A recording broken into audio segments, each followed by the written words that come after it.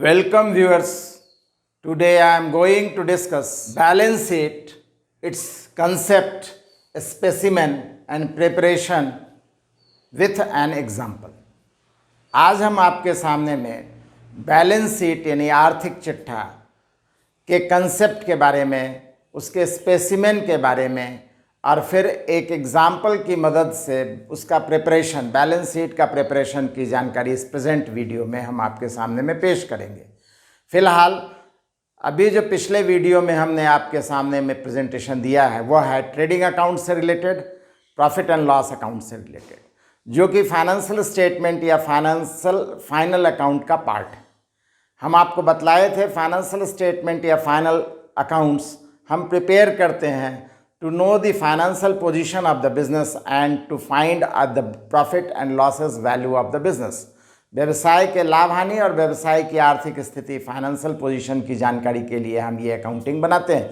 निश्चित रूप से at the end of year और विथ लास्ट 365 डेज ट्रांजेक्शन्स पर बेस्ड ये अकाउंटिंग होता है। ये एक्चुअली बिजनेस का रिजल्ट शो करता है। इन अकाउंटिंग के प्रिपरेशन के क्रम में हम आपको बतलाए थे प्रोडक्टिव नेचर का आइटम के लिए हमारा ट्रेडिंग अकाउंट है, जिसमें कि गुड्स से रिलेटेड आइटम, और नॉमिनल अकाउंट में प्रोडक्टिव नेचर के आइटम को प्रेजेंट किया गया था। प्रॉफिट एंड लॉस अकाउंट का दूसरा नाम हम नॉमिनल अकाउंट बतलाए थे, लेकिन उसमें स्पष्ट रूप से बतलाए थे जो प्रोडक्टिव नेचर का ट्रेडिंग अकाउंट का नॉमिनल अकाउंट आइटम है उसको छोड़ करके बाकी जितने भी नॉमिनल अकाउंट्स के आइटम हैं उन सभी को हम प्रॉफिट लॉस में लिखे थे।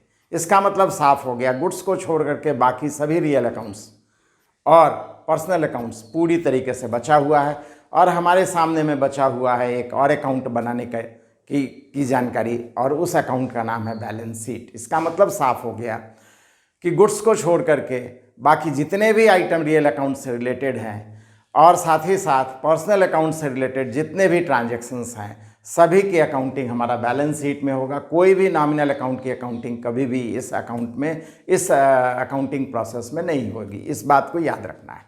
दूसरी महत्वपूर्ण बात आपको मालूम होना चाहिए, बैलेंस शीट फाइनेंशियल पोजीशन की जानकारी के लिए बनाया जाता है।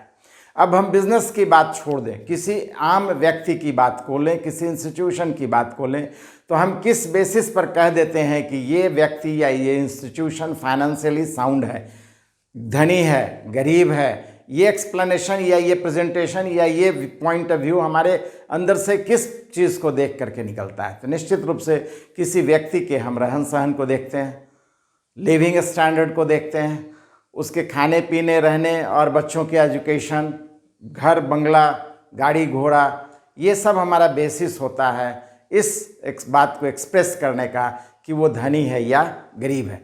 अगर उससे बच्चे अच्छे स्कूल में पढ़ते हैं, घर द्वार, गाड़ी घोड़ा सब कुछ नज़र आ रहा है, तो हम कह देते हैं कि बहुत धनी है। और जस्ट अपोजिट ये सब चीज़ में कमी नज़र आती है तो हम कह देते हैं कि इकोनॉमिकली वो वीक। लेकिन एक दूसरा दृष्टिकोण है कि बहुत लोगों की हैबिट होती है कि हमारे पास साधन हो या ना हो, हम रहेंगे अच्छे से, खाएंगे पिएंगे अच्छे से, भले इसके लिए हमें कर्ज लेना पड़े। तो अब मान लीजिए किसी व्यक्ति के एसेट्स एंड प्रॉपर्टीज़ का वैल्यू 5 करोड़ रुपया है, लेकिन वो 10 करोड़ रुपए के कर्ज में है, तो क्या वो फाइनेंशियली साउंड माना जाएगा? नहीं। अब सवाल है, हमें दिखलाई तो नहीं देता है, लेकिन जब हम किसी व्यक्ति या बिजनेस के फाइनेंशियल पोजीशन को जज करना चाहते हैं तो नेचुरली उसके एसेट्स के साथ साथ उसकी लायबिलिटीज़ को भी देखने की ज़रूरत है। तब हम कह सकते हैं कि फाइनेंशियली वो वीक है या स्ट्रांग है। ये महत्वपूर्ण है। तो फिलहाल ये जो अकाउंटिंग है just presentation of assets and liabilities of any business and concern, किसी भी व्यवसाय के संपत्ति और दायित्वों के मूल्यों को सिर्फ प्रेजेंट करना है। ये उस निष्कर्ष निकालने का काम इस अकाउंटिंग प्रोसेस में नहीं है कि फाइनेंशियली उसका पोजीशन वीक है या स्ट्रांग है। ये हमारा इस अकाउंटिंग प्रोसेस का पार्ट नहीं है। सिर्फ इस मकसद से कि हम जिसके बेसिस पर फाइनेंशियल पोजीशन जज कर सकें, अकाउंटिंग प्रिपेयर करने की बात है, और उस अकाउंटिंग का ही नाम है हमारा बैलेंस शीट। तो बैलेंस शीट जैसा कि बतलाए 2 तरह के आइटम को प्रेजेंट करने का ये इन्फॉर्मेशन है। ये अकाउंट नहीं है, याद रखिएगा। Balance sheet statement form of accounting है, लेखा लिखने का स्टेटमेंट फॉर्म है, मतलब वन बाय वन हम ट्रांजैक्शंस को लिखते चले जाते हैं। दूसरे शब्दों में यहाँ पर हम एसेट्स के आइटम को लिखना है और लायबिलिटीज़ के आइटम को लिखना है। दूसरे शब्दों में हम इसी कारण से इसे list of liabilities and list of assets का अकाउंटिंग कहते हैं। अब जैसे मान लीजिए आपको कहा जाए कि आप लिस्ट प्रिपेयर कीजिए अपने घर के सामानों का, कैसे प्रिपेयर करते हैं? तो वन बाय वन हर एक सामान के नाम को आप लिखते चले जाते हैं। एग्जैक्टली उसी तरह से बिल्कुल यहाँ पर भी हम कह रहे हैं आपको कि बिजनेस के एसेट्स का लिस्ट तैयार कीजिए। तो वन बाय वन जितने भी एसेट्स हैं सब के नाम को लिखते चले जाएंगे।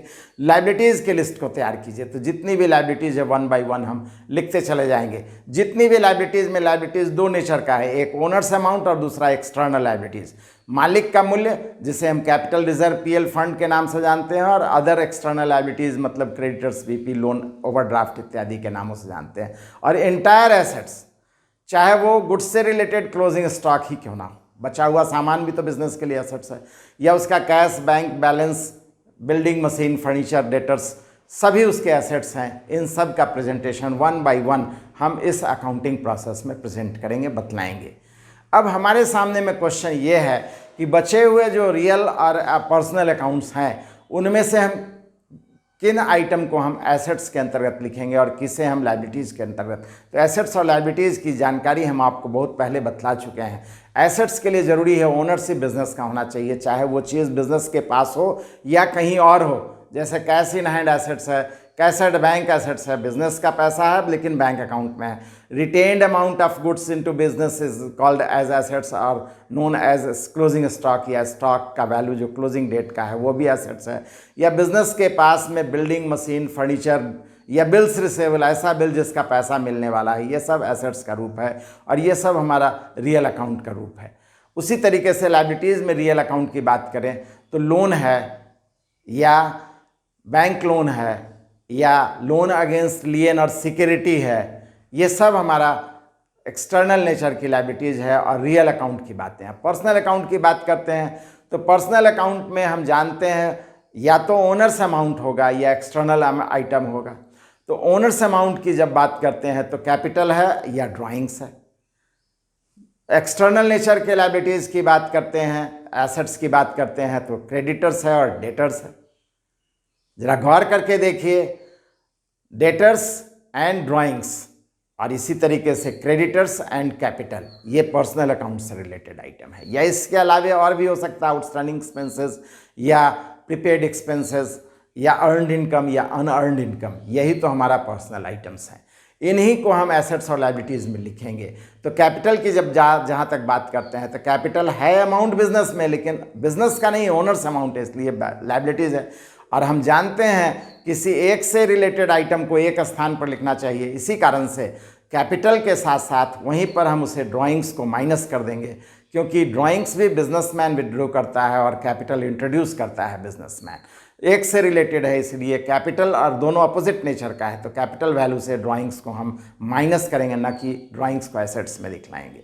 इसी तरीके से बिजनेस में होने वाला प्रॉफिट लॉस, जिसको पीएल अकाउंट का नेट प्रॉफिट नेट लॉस कहते हैं। प्रॉफिट है तो ओनर्स अमाउंट है, मालिक का पैसा कैपिटल को बढ़ाएगा, इसलिए कैपिटल में प्लस करेंगे, लॉस है तो फिर माइनस करेंगे। इस तरीके से हम इंटरनल लायबिलिटीज़ को प्रेजेंट करेंगे। और एक्सटर्नल लायबिलिटीज़ में जितनी भी लायबिलिटीज़ है, creditors, bills payable, loan, bank overdraft, outstanding expenses, ये सब हम प्रेजेंट करेंगे लायबिलिटीज साइड में, वन बाय वन शो करेंगे। इसी तरीके से एसेट्स में हम बात करें तो cash in hand, cash at bank, building machine, furniture, ये सब आइटम जितने भी हैं, बिल्स रिसेबल या अर्नड इनकम या प्रीपेड एक्सपेंसेस, ये सब हमारा बैलेंस शीट का स्पेसिमेन में जाएगा। तो स्पेसिमेन ऑफ बैलेंस शीट हमारा अगला हेडिंग है।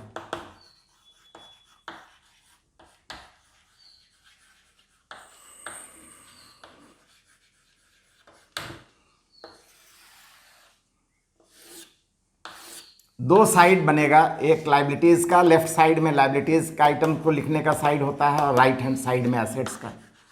और चूंकि इनका वैल्यू या अमाउंट रहता है, इसीलिए इनके अमाउंट को लिखने के लिए भी राइट हैंड साइड में एसेट्स, अमाउंट को लिखने के लिए भी फिर कॉलम बनाते हैं। एसेट्स का अमाउंट और लायबिलिटीज़ अमाउंट्स, दोनों के अमाउंट्स को लिखते हैं।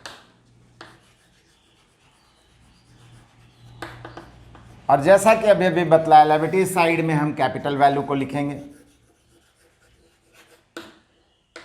इसमें अगर बिजनेस में नेट प्रॉफिट है तो प्लस करेंगे, माइनस करेंगे नेट लॉस, माइनस करेंगे ड्राइंग्स, सब कुछ प्लस माइनस करने के बाद जो अमाउंट बचता है that amount will be recorded in amount column. और इसके अलावा एक्सटर्नल लायबिलिटीज़ में आता है हमारा, एक्सटर्नल लायबिलिटीज़ में क्रेडिटर्स है, sundry creditors, trade creditors, creditors किसी भी नाम से रहे बात एक ही है। बीपी यानी bills payable, outstanding expenses, loan, bank loan, bank overdraft,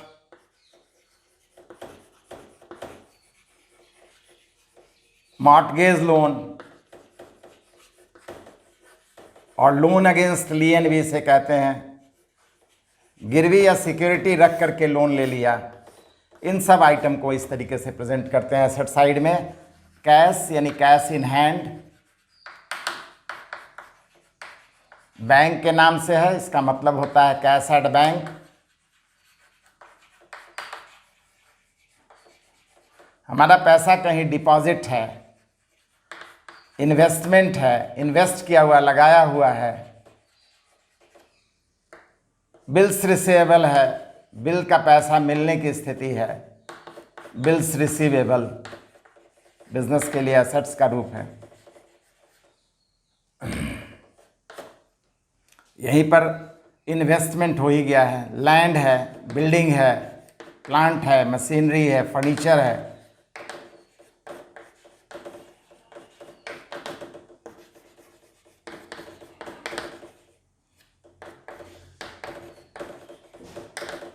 computer है, टाइपराइटर है,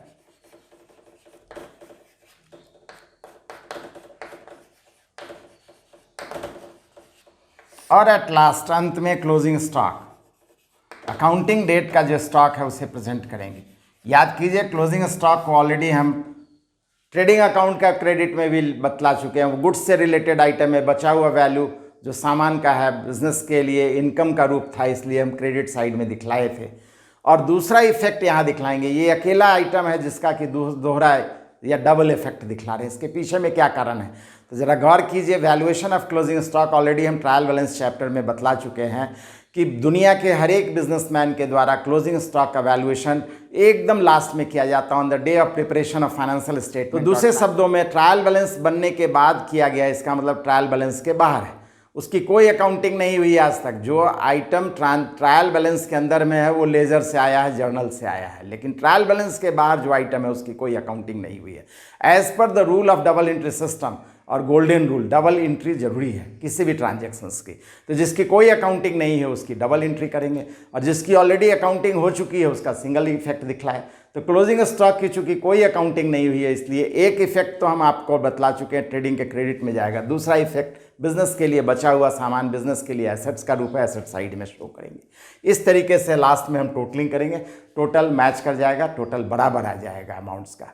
ये हमारा स्पेसिमेन है, नमूना है। अब हम आपके सामने में इस नमूना को जस्टिफाई करेंगे, इस स्पेसिमेन को जस्टिफाई करेंगे by solving an example question. एक क्वेश्चन है हमारे सामने में, from the following balances of messrs David enterprise prepare balance sheet.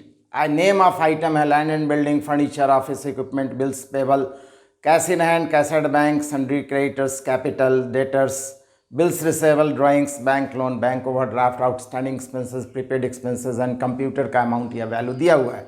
Closing stock last में लिखता है 1500 रुपीज़ से है, और net profit during current year 4000 rupees है, और इसी से बोला गया प्रिपेयर बैलेंस शीट। तो बैलेंस शीट बनाने के लिए हम सबसे पहले हेडिंग देंगे balance sheet of messrs David enterprises as on date of preparation. इस क्वेश्चन में नहीं है, रहता तो जरूर लिखते हैं, और हेडिंग में ही डेट का कॉलम आ जाएगा, डेट का एंट्री हो जाएगा। इसके बाद हम दो साइड में अकाउंटिंग करते हैं। एक साइड हमारा लिस्ट ऑफ लाइबिलिटीज़ को प्रेजेंट करने का है, दूसरा साइड एसेट्स को, लिस्ट ऑफ एसेट्स को प्रेजेंट करने का है। जैसा कि बतलाइए ये अकाउंट नहीं है, स्टेटमेंट फॉर्म ऑफ अकाउंटिंग है। आइटम को 1 बाय 1 लिखना है, यहाँ डेबिट, क्रेडिट और अकाउंट टर्म का यूज़ कभी नहीं करना है। तो सबसे पहले इन आइटम्स में अब लाइबिलिटीज़ और एसेट्स को 1 बाय 1 हम सॉर्ट आउट करके और लिखते चले जाएंगे। जैसा कि जानते हैं कैपिटल में कुछ आइटम प्लस माइनस का होता है, इसलिए कैपिटल के वैल्यू को अंदर में लिखेंगे जब तक कि सब कुछ प्लस माइनस करने के बाद फाइनल अमाउंट नहीं निकल जाता है। और एसेट्स के वैल्यू को 1 बाई 1 इसी तरीके से लिखते चले जाएंगे। तो सबसे पहले लैंड एंड बिल्डिंग, जैसा कि हम जानते हैं बिजनेस के बुक में, अगर बिजनेस के बुक में कुछ भी मेंशन नहीं है, इसका मतलब land and building in general माना जाएगा बिजनेस का है, बिजनेस के लिए एसेट्स है। किसी और का रहता तो क्लियरली मेंशन करना पड़ेगा, अदरवाइज सिंपली लिखा है land, building, plant, machinery, furniture, computer वगैरह वगैरह, तो सब चीज़ें बिजनेस की है, बिजनेस के लिए एसेट्स है, एसेट्स के साइड में लिखेंगे। तो लैंड एंड बिल्डिंग सबसे पहला आइटम है।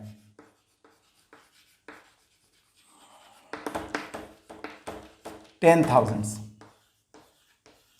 नेक्स्ट आइटम है फर्नीचर, भी एसेट्स है, एसेट्स में ही आएगा, 2,000। नेक्स्ट ऑफिस इक्विपमेंट, ऑफिस चलाने के लिए बहुत सारा संसाधन जुटाया गया जिससे कि ऑफिस का काम बने, 5,000 से। नेक्स्ट है बिल्स पेबल, लाइबिलिटी का रूप है, कैपिटल कोशिश करना चाहिए पहले स्थान पर लिखने का, लाइबिलिटी का रूप है इसलिए लाइबिलिटीज में लिखेंगे 500 से। कैश इन हैंड, एसेट्स का रूप आ गया, 1200।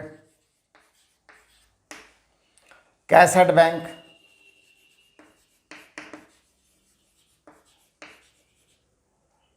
2800।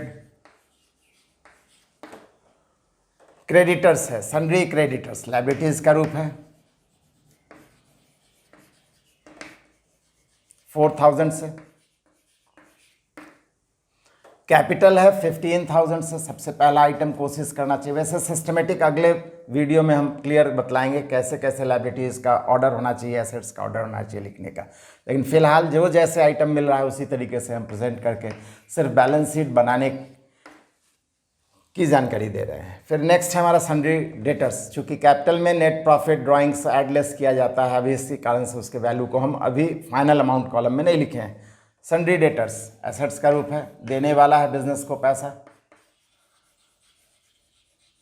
3,000। नेक्स्ट बिल्स रिसेबल, बिल्स का पैसा मिलने वाला है बिजनेस के लिए, एसेट्स का रूप है, 1,000।